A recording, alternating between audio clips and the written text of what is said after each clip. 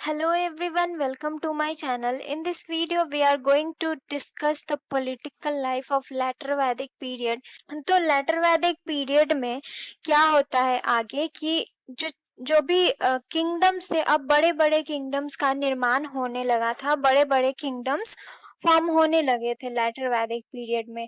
और जो भी छोटे छोटे जन और छोटे छोटे ट्राइब्स थे उन्हें एक साथ मिलाकर बड़े बड़े जनपद और राष्ट्र का निर्माण किया जाने लगा था।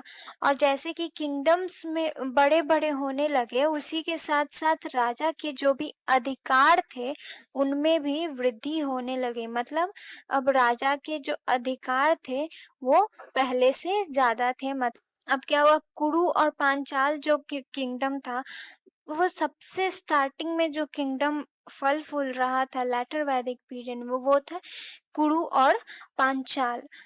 And Parikshit and Janamejaya were the famous rulers of Kuru kingdom. और कुरु किंगडम के जो फेमस रूलर थे वो परीक्षित और जन्मेजय थे। और पांचाल के जो पॉपुलर किंग थे वो थे प्रवहन जयवल।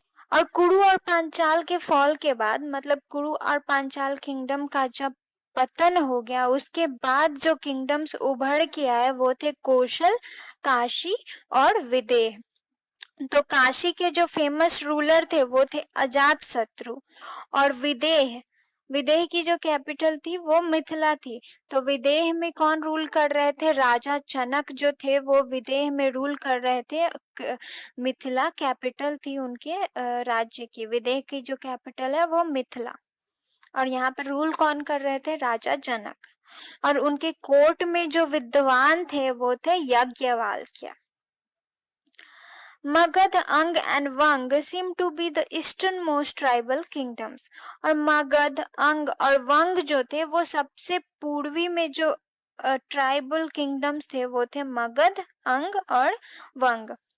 और लेटर वैदिक टेक्स्ट जो होते हैं, लेटर वैदिक टेक्स्ट में इंडिया के तीन डिविजन्स के बारे में बताया गया है। वो कौन कौन से थे? नॉर्दर्न इंडिया, सेंट्रल इंडिया और साउदर्न इंडिया। नॉर्दर्न इंडिया को क्या बोला जाता है? आर्यावर्त। सेंट्रल इंडिया को मध्य देश और साउदर्न इंडिया को बोलते हैं दक्षिण पथ। तो अब जैसा कि हम लोगों ने देखा कि राजा के अधिकार में जो थे वृद्धि होने लगी थी, राजा के अधिकार बढ़ चुके थे। तो अब राजा जो थे अपनी उनकी जो जगह थी, उनकी जो पोजीशन थी, उसको बरकरार रखने के लिए राजा दूसरे दूसरे तरह के रिचुअल्स और सैक्रिफाइसेस, बहुत तरह के रिचुअल्स करने लगे। अब आर्यंस थे तो यज्ञ तो जरूर करते थे, तो उन्होंने वो लोग अधिकतर यज्ञ किया करते थे। यज्ञ कौन कौन से थे? राजसूया यज्ञ करते थे। अश्वमेध यानी कि हॉर्स सैक्रिफाइस, मतलब घोड़े का बलिदान दिया जाता था। और वाजपेयी यानी कि चैरियट रेस, रथ की दौड़ होती थी। तो इस तरह के वो लोग यज्ञ किया करते थे। कौन कौन से यज्ञ करते थे? राजसूया, अश्वमेध और वाजपेयी यज्ञ किया करते थे।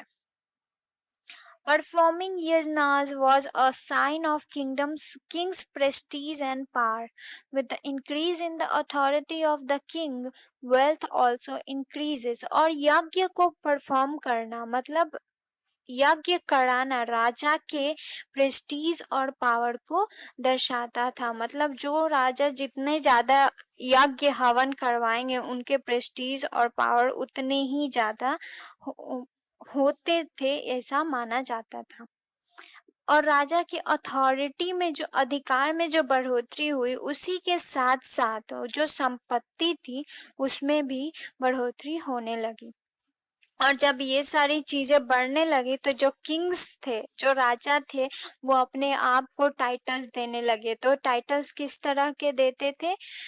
राजवीश वजनन, ये पहला टाइटल है। दूसरा टाइटल जो था वो अहिला भुवनपति, means lord of all earth, मतलब पूरी पृथ्वी का स्वामी।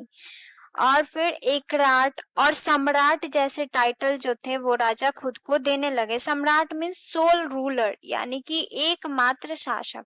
तो टाइटल्स कौन कौन से थे?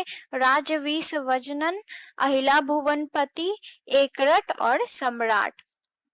फिर लेटर वैदिक पीरियड में क्या हुआ कि नए नए ऑफिशियल्स इंट्रोड्यूस किए जाने लगे। पहले जो ऑफिशियल्स होते थे वो पुरोहित, सेनानी और ग्रामनी जो थे वो राजा को राज्य करने में मदद करते थे, उनके एडमिनिस्ट्रेटिव वर्क में हेल्प करते थे।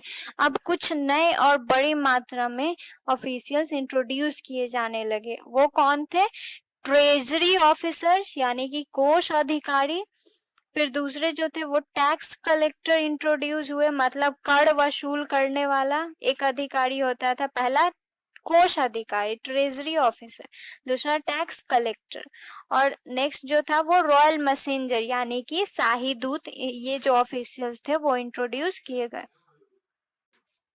और लोअर लेवल्स में यानी कि विलेजेस में जो था, अब वो एडमिनिस्ट्रेशन वर्क जो था वो विलेज असेंबली के द्वारा किया जाता था। मतलब विलेजेस में जो भी एडमिनिस्ट्रेटिव वर्क था वो ग्राम सभा द्वारा किया जाता था। और इस समय तक क्या हुआ था, सभा और समिति का जो भी इम्पोर्टेंस था वो बहुत कम हो चुका था। सभा और समिति का इम्पोर्टेंस लेटर वैदिक पीरियड में बहुत कम घट चुका था। The king didn't had his own army, but the chieftain and subordinate kings used to help him with their troops.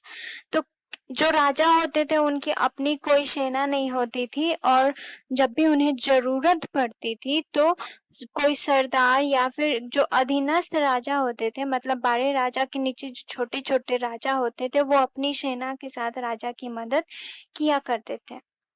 In this way, we see that the rights, income, and duties of the king increased in the later Vedic period than in the pre-Vedic period. और इस तरह से हम लोग देखते हैं कि प्री-वैदिक period के मुकाबले लेटर वैदिक पीरियड में राजा के अधिकार, इनकम और उनके जो ड्यूटीज थे उन सारी चीजों में बहुत बढ़ोतरी हुई थी।